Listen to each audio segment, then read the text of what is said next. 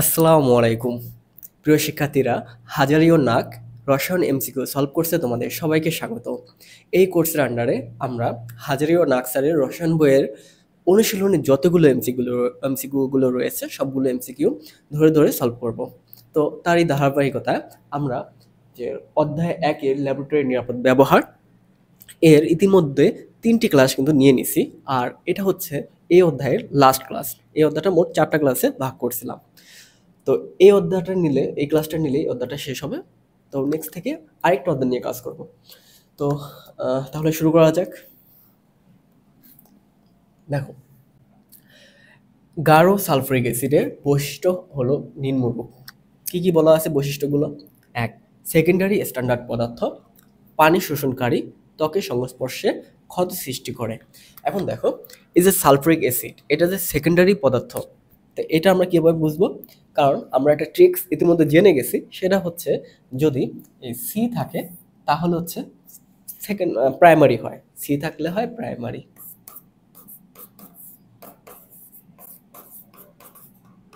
ঠিক আছে, যদি সি থাকে তাহলে হচ্ছে প্রাইমারি। এখন দেখতেছি এটার ভিতরে কোনো সি কিন্তু নাই, তাহলে আমরা এ থেকেও বের করতে পারি যে এটা একটা সেকেন্ডারি পদার্থ। তাহলে এই প্রথমটা কিন্তু সঠিক। 2 নম্বরে পানি শোষী পদার্থ, হ্যাঁ অবশ্যই এই সালফারিক অ্যাসিড নিরোধক হিসেবে কাজ করে। এরা কি করে যে পানি শোষণ করে নিয়ে যায়। তো যে সকল রাসায়নিকের ভিতরে পানি থাকে এবং পানি শোষণ করার জন্য কিন্তু এই সালফারিক অ্যাসিডটা ব্যবহার করা যায়।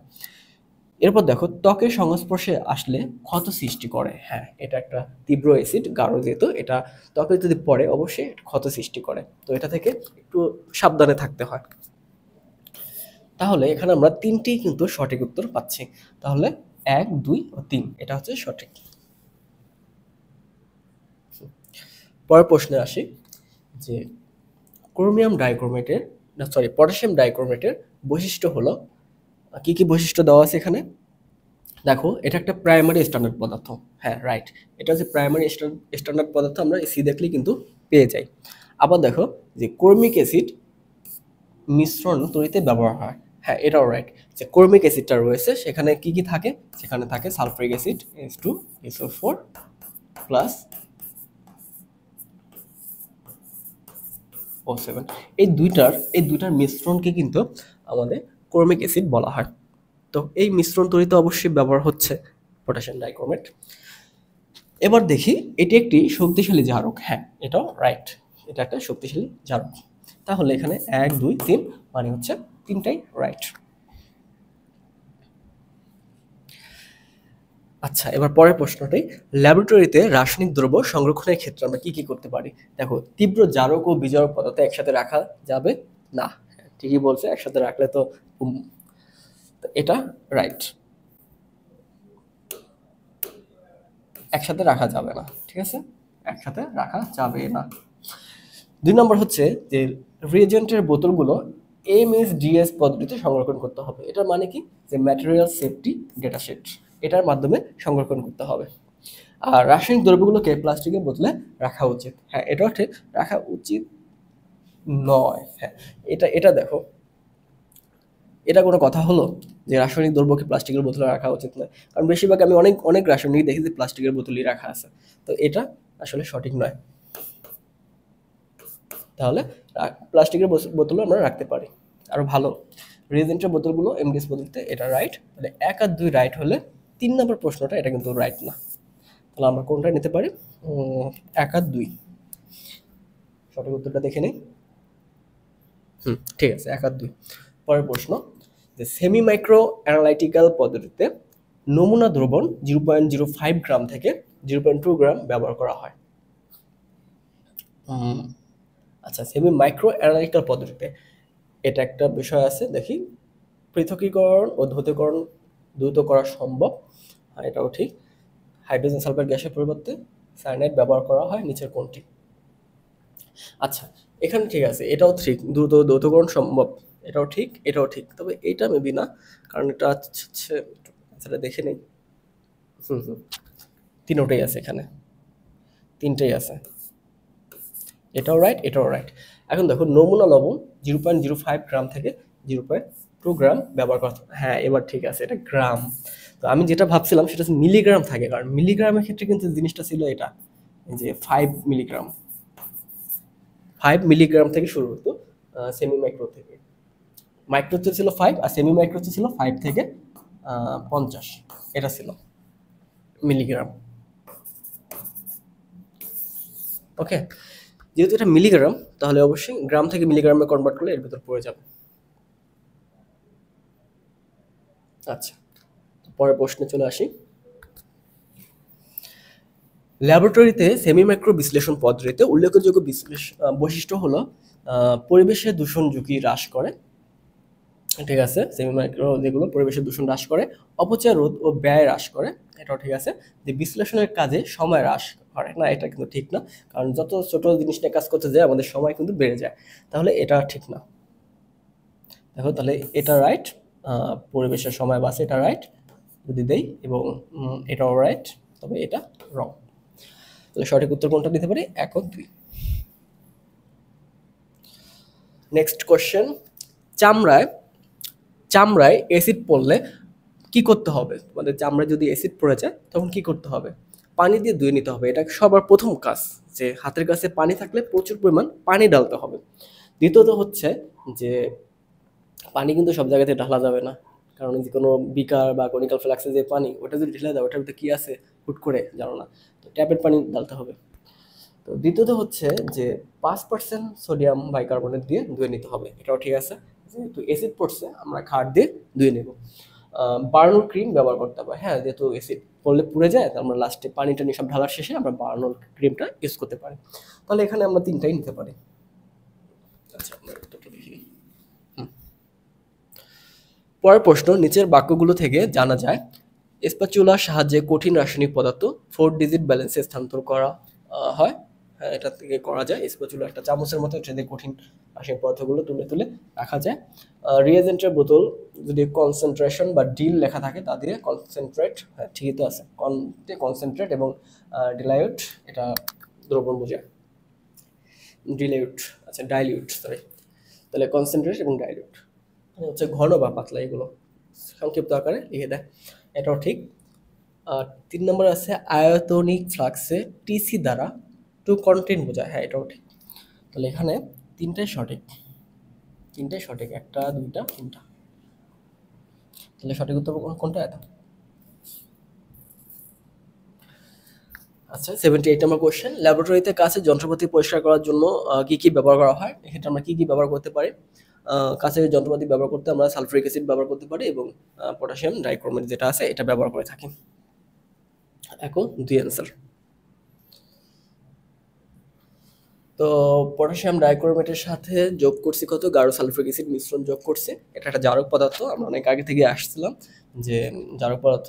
তারপর পরিষ্কারক মিশ্রণ, হ্যাঁ ঠিক আছে, এবং প্রভাবক রূপে কাজ করে না, এটা কোনো প্রভাবক রূপে কাজ করে না। তো এটা হচ্ছে জারক রূপে কাজ করে, যে কর্মিক অ্যাসিডটা আমরা দেখলাম কাঁচের যন্ত্রপাতি পরিষ্কার করে, তো এই দুইটা আমরা রাইট করতে পারি, তো এটা কোনো প্রভাবক হিসেবে কাজ করবে না। 1 আর 2 সঠিক উত্তর। এবার আসবো 80 নম্বর কোশ্চেনটা। দেখো কি বলা আছে, যে পটাশিয়াম পারম্যাঙ্গানেট হলো প্রাইমারি স্ট্যান্ডার্ড পদার্থ না, এটা কোনোভাবেই তো না, এটা প্রাইমারি স্ট্যান্ডার্ড পদার্থ না, এটা ভুল। 2 নম্বর আছে জারক পদার্থ, হ্যাঁ জারক পদার্থ এবং স্বনির্দেশক, হ্যাঁ এটা কিন্তু স্বনির্দেশক, কারণ পটাশিয়াম পারম্যাঙ্গানেটের একটা রং আছে, সেই রংটা হচ্ছে পার্পল কালার বা বেগুনি কালার, গোলাপি কালার, যেটা বলে। তো ওই রংটা কিন্তু এখানে যেটা আছে এই রঙই, হ্যাঁ, তো এই রংটা কিন্তু একটা নির্দেশক হিসেবে কাজ করে। তো এই জায়গায় আমরা কোনটা নিতে পারি? তাহলে প্রথমটা বাদ দিয়ে 2 ও 3, 2 ও 3। এবার আসি যে মাইক্রো অ্যানালাইসিস পদ্ধতিতে কি কি ব্যবহার করা হয়? এসপিএলসি, এএএস এবং এনএমআর, হ্যাঁ এই সবগুলি মাইক্রো অ্যানালাইসিসের পদ্ধতিতে ব্যবহৃত হয়। তো এগুলো একটু মুখস্থ রাখবা, কি কি ব্যবহৃত হয় না হয়। 1 2 3 4। এবার আসি যে 82 নম্বর প্রশ্ন, একটা উদ্দীপক দিয়ে দিছে, তো উদ্দীপকগুলো একটু ছোট হয়ে গেছে, আমি একটু পড়ে শোনাই। তারপর দেখো কি বলছে, 4টি গ্রুপের শিক্ষার্থী কাজ শেষ করে ল্যাবরেটরি ত্যাগ করলো।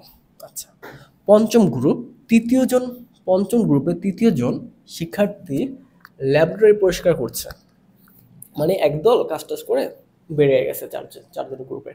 তো পঞ্চম একটা গ্রুপ আছে, সেই গ্রুপের 3য় নম্বরের শিক্ষার্থী ও ল্যাবরেটরিটা পরিষ্কার করতেছে। তো আগের গ্রুপটা চলে গেছে, ওরা তো অনেক কিছু রেখে গেছে, বিকারে বিভিন্ন এসিডিসি রেখে গেছে, তো ওইটা পরিষ্কার করতেছিল 3য় নম্বর শিক্ষার্থী। তো এমন সময় সোডিয়াম ধাতু পানিতে পড়ে বেসিনে পড়ে। আচ্ছা, সোডিয়াম ধাতু পানিতে পড়ে তো মানে বুঝছো আগুন ধরে যাবে। তো প্রথম শিক্ষার্থীর অ্যাপ্রনে আগুন লেগেও গেছে। আচ্ছা, তো এই অবস্থায় দ্বিতীয় ও তৃতীয় শিক্ষার্থীর সঠিক কর্তব্য কি? এটা কিন্তু খুবই গুরুত্বপূর্ণ বিষয়। ল্যাবরেটরিতে যখন কাজ করতে যাবা এগুলো মাথায় রাখতে হবে। আচ্ছা, প্রশ্ন 82 নম্বর দেওয়া আছে, দ্বিতীয় শিক্ষার্থী প্রথম শিক্ষার্থীকে বিপদমুক্ত করতে কোনটি করবে? অ্যাপ্রন খুলতে যাওয়া, না মাটিতে গড়াগড়ি করতে বলতে? হ্যাঁ হ্যাঁ, এটা একটা বিষয় যে কোনো আগুন যেখানেই লাগুক, তোমার শরীরে যদি আগুন লেগে যায় অবশ্যই মাটিতে গড়াগড়ি দিবা, এটা কিন্তু সবচেয়ে ভালো উপায়। তো আগুনে যখন গড়াগড়ি করবা তখন কি হয়, আগুনটা নিভে যায়, ওরা ভালোভাবে জ্বলতে পারে না। তো মানুষ ডাকতে যাওয়া, বিকারে করে পানি নিতে যাওয়া। এখন কথা হচ্ছে যে এই মাটিতে গড়াগড়ি করতে বলা, এটা কি ওর মাথায় নাই? ও কি নিজে মাটিতে গড়াগড়ি করতে পারে না? কিন্তু দেখা যায় হুট করে আসে না মাথায়, যখন বিপদে পড়ে তখন কিন্তু বুদ্ধি শুদ্ধি আর মাথায় থাকে না। যখন তোমার গায়ে আগুন লেগে গেছে তুমি কি করবে, ডিসিশন পাবা না। তখন যে কেউ যদি বলে দেয় যে মাটিতে গড়াগড়ি দে, ও কিন্তু মাথায় বুদ্ধি আসবে, সেন্স আসবে যে মাটিতে গড়াগড়ি দিতে হবে। তো এটাকে প্রথমে বলতে হবে, তারপর পানি টানি যা আনার না।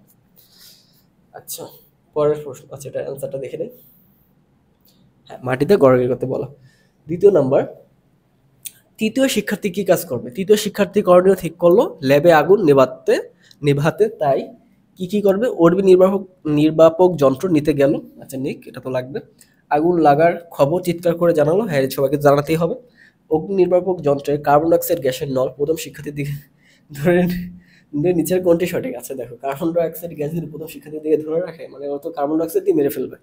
তো এটা এটা করা যাবে না, ঠিক আছে? তো এটা করা যায়, সূত্রটা দেখি। হ্যাঁ, এটা উত্তরটা হচ্ছে 1 ও 2, মানে প্রথম দুটা করবো আমরা, দ্বিতীয় 3 নাম্বারটা করবো না, এটা করবো না। আচ্ছা, তো এটা করবো না, তাহলে আমাদের সঠিক উত্তর হবে 1 ও 2। ওকে, পরের প্রশ্নের দিকে চলে যাই। আরেকটা উদ্দীপক দিয়ে দিছে, ছোট করে লেখা, আমি পড়ে শোনাচ্ছি। সুজন পরীক্ষাগারে আয়তনিক বিশ্লেষণের কাজের জন্য বুরেটে প্রস্তুত সালফারিক অ্যাসিড দ্রবণ ভর্তি করলো। আচ্ছা, বুরেটের ভিতরে সালফারিক অ্যাসিড ভর্তি করলো। তো একটি বিকারে 20 মিলিলিটার প্রমাণ সোডিয়াম কার্বনেট দ্রবণ নিল। আচ্ছা, এই উদ্দীপকে দুইটা কাজ করছে। সুজন নামে একটা লোক আছে, সে বুয়েটে সালফারিক অ্যাসিড ঢাললো, আর হচ্ছে আরেকটা বিকারে কি করলো, 20 মিলিলিটার সোডিয়াম কার্বনেট নিল। এখন কি কাজ?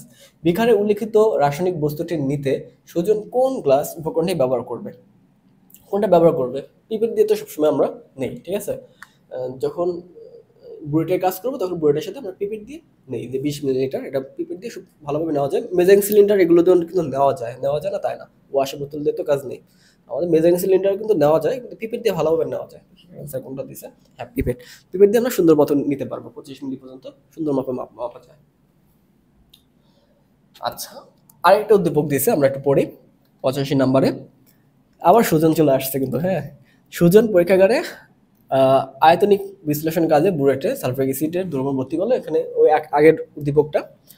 তো বলছে যে উল্লেখিত আয়তনিক বিশ্লেষণের জন্য, এখানে তো একটা একটা করে প্রশ্ন আসতেছে, তাই দুইটার জন্যই একই উদ্দীপক দিছে। মানে এইটা ছিল এরকম যে একই উদ্দীপকের আন্ডারে দুইটা প্রশ্ন ছিল। হ্যাঁ, তোমরা তো জানো যে এরকম থাকে, উদ্দীপকের আন্ডারে দুইটা তিনটা করে কোশ্চেন দিয়ে দেয়, ওইটাই আর কি। তো উল্লেখিত আয়তনিক বিশ্লেষণের জন্য বুলেটটিকে প্রথমে পানি দিয়ে রিন্স করতে হবে। পানি দিয়ে রিন্স করার কোনো দরকার নাই, আমরা অনেক ভালোভাবেই রিন্স যেটা করি সেটা পানি দিয়ে করলে কাজ হয় না। তো রিন্স মানে কি? রিন্স মানে হচ্ছে, এটা হতো, রিন্স মানে হচ্ছে যে এই বুলেটে যে তৈলাক্ত যে পদার্থগুলো থাকে এটা হচ্ছে পরিষ্কার করা। এটা পানি দিয়ে দিলে কাজ হবে না, এটা করতে হবে কর্মিক অ্যাসিড, যেটা গাঢ় সালফারিক অ্যাসিড এবং পটাশিয়াম ডাইক্রোমেটের যেটা মিশ্রণ কর্মিক অ্যাসিড, ওইটা দিয়ে করতে হবে রিন্সটা। তো এটা দরকার নেই। 2 নম্বর আছে, বিকারের পরিবর্তে কনিক্যাল ফ্লাস্ক ব্যবহার করা উত্তম। হ্যাঁ, এটা ঠিকই বলছে, কনিক্যাল ফ্লাস্ক আমরা ইউজ করি, কারণ বিকারও করা যায় না, চাইলে আমরা সবকিছু দিয়ে সবকিছু করতে পারি, তবে উত্তম যেটা সেটা হচ্ছে কনিক্যাল ফ্লাস্ক। আর 2 নম্বর আছে, দেখো, ব্যবহৃত রাসায়নিক দ্রব্যাদি চোখের জন্য ক্ষতিকর, নিচে কোনটি সঠিক? হ্যাঁ, অবশ্যই চোখের জন্য ক্ষতিকর, সালফারিক অ্যাসিড এগুলো চোখের জন্য ক্ষতিকর। তো এখানে আমরা 1 আর 2 ধরতে পারি সঠিক উত্তর, 1 আর 2, ঠিক আছে? 1 আর 2 ধরতে পারি। উত্তরটা দেখে দিই। দেখো, 1 আর 2 ধরছে, প্রথমটা না। এই যে রিন্স করার কাজটা আমরা করব কর্মিক অ্যাসিড দিয়ে, রিন্স করার কাজটা করব কর্মিক অ্যাসিড দিয়ে, ঠিক আছে? এই যে H2SO4 যেটা, এটার সাথে K2Cr2 O7। তো এটা হচ্ছে ক্রোমিক অ্যাসিড, এটা দিয়ে আমরা রেঞ্জ করবো পুরোটাকে, পানি দিয়ে রেঞ্জ করলে তেল যাবে না। আচ্ছা, তো পরের প্রশ্ন আগাই। আবার একটা উদ্দীপক দিছে, দেখো উদ্দীপকটি মনোযোগ সহকারে পড়ো, মনোযোগ সহকারে উদ্দীপক পড়তে থাকো। উদ্দীপকটা ছোট হয়ে গেছে, আমাদের বড় করে দেখাই, বড় হয়ে যা সিমসিম।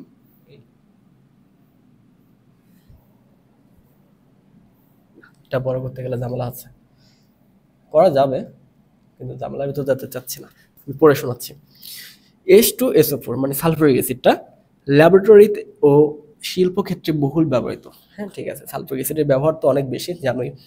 এটি একটি নিরোধক ও জারণধর্মী অ্যাসিড, সবই ঠিকঠাক বলছে। এখন দেখি কি বলছে উদ্দীপকে। তো বললো মনোযোগ সহকারে পড়লাম, এখন প্রশ্নটা কি দিল। সালফিউরিক অ্যাসিডের জন্য সঠিক তথ্য নিচের কোনটি? এখানে তো তথ্য দিল, আবার তথ্য কি? তো সালফিউরিক অ্যাসিড একটি জারক, প্রমাণ দ্রবণ তৈরি করা হয়, পরিবেশের জন্য ক্ষতিকর নয়। এটি মোলার ভর 106। দেখো একটু একটু দেখো, সালফিউরিক অ্যাসিডের মোলার ভর 106, আসলেই কি 106? এটা কার মোলার ভর? এটা কিন্তু এই যে এটা ওই যে সোডিয়াম বাইকার্বনেট, সোডিয়াম কার্বনেট যেটা ছিল ওইটার মোলার ভর। আর সালফিউরিক অ্যাসিডের মোলার ভর হচ্ছে 98, এটা আমরা সবাই জানি।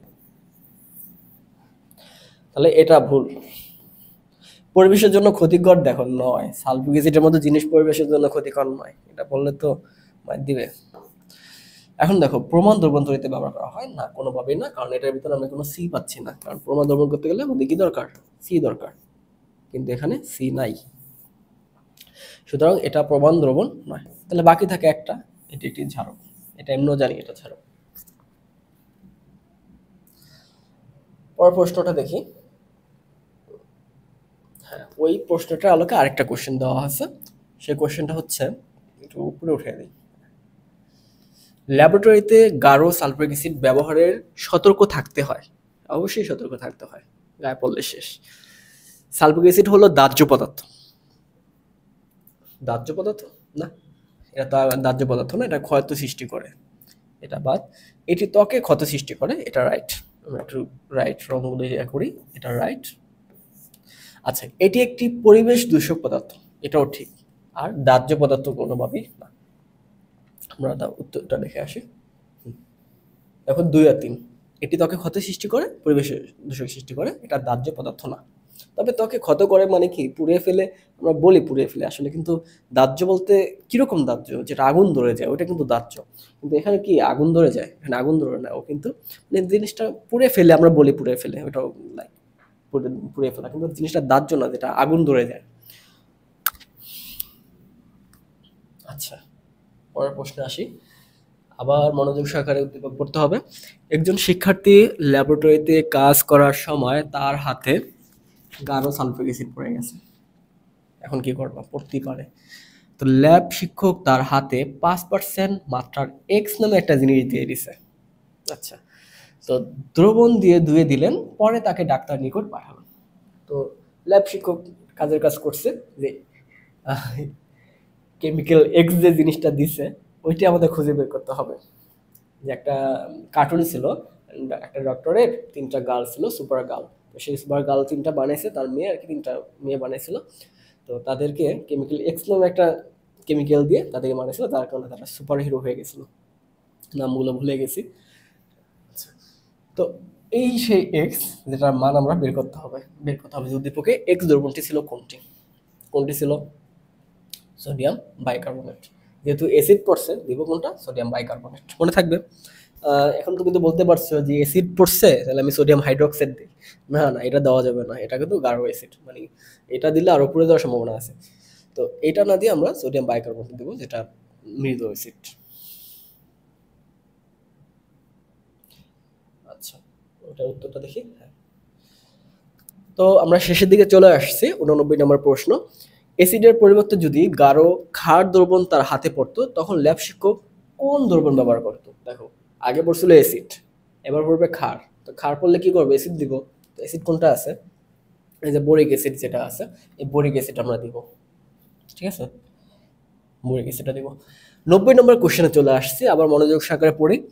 ফাইজা টাইট্রেশন কাজের জন্য অক্সালিক অ্যাসিডের প্রমাণ দ্রবণ পিপেটে দিয়ে ওঠানোর সময় মুখে প্রবেশ করলে সে তা গিলে ফেলে। আচ্ছা, কে কে খাইছো পিপেট দিয়ে? পিপেট দিয়ে অ্যাসিড বা অক্সালিক অ্যাসিড বা কিছু উঠাতে গিয়ে কে কে খেয়েছো? অনেকবার কিন্তু মুখে চলে যায়, ঠিক আছে? এটা খুবই ঝামেলা। পিপেট দিয়ে মুখ দিয়ে টেনে উঠানো আমার কাছে মনে হচ্ছে এটা সবচেয়ে কঠিন কাজ। তো এই সময় কি হয় যে হুট করে একটা টান দিল জোরে, মুখের ভিতর ঢুকে গেল, তখন কি করবা? মনে করো যে তুমি খুব সচেতন, তোমারটা ঢোকে না, কিন্তু ফাইজার ঢুকে গেছে, ও কিন্তু একটু কেয়ারলেস টাইপের মেয়ে। তো এই ফাইজার কি হলো, মুখের ভিতর ঢুকে গেছে। এখন সে কি করছে, সে আবার গিলেও ফেলছে। এখন তাকে কি করতে হবে? তো ফাইজার দ্রবণটা সরাসরি মুখ দিয়ে না টেনে পিপেটের বিকল্প, পিপেটে বিকল্প কি ব্যবহার করতে পারে? এখানে একটা ফিল্টার পাওয়া যায় যেটা পিপেটের ভিতরে ভরে, ওটা দিয়ে টানলে একটু সেফটি থাকে। তো ফিল্টারটা আমরা ইউজ করতে পারি, ড্রপার, মেজারিং সিলিন্ডার, বুলেট, এই যে পিপেট ফিল্টারটা তুমি ইউজ করবা। তো পিপেট ফিল্টারটা ইউজ করলে এই যে হুট করে যে মুখে চলে যায় এই দ্রবণ, ওগুলো আর হবে না। তো ফাইজার ওটাই আবার দিছে 91 নম্বর কোশ্চেন, এটা maybe last 99 out of 99 question. তো এটাই ছিল এই চ্যাপ্টারের শেষ কোশ্চেন, একটু পড়ে নেই ভালোভাবে ওই ফাইজার কোশ্চেনটাই। দেখো, দ্রবণ গিলে ফেলার পর ফাইজার করণীয় কি? এখন তো দ্রবণ খেয়ে ফেলছে, এখন ফাইজা কি করবে? ফাইজাকে তো বাঁচাতে হবে, তাই না? আচ্ছা, তো ফাইজাকে বাঁচাতে গেলে তোকে কি করতে হবে? পর্যাপ্ত পরিমাণ পানি পান করা, পর্যাপ্ত পরিমাণ পানি পান করা, ঠিক আছে?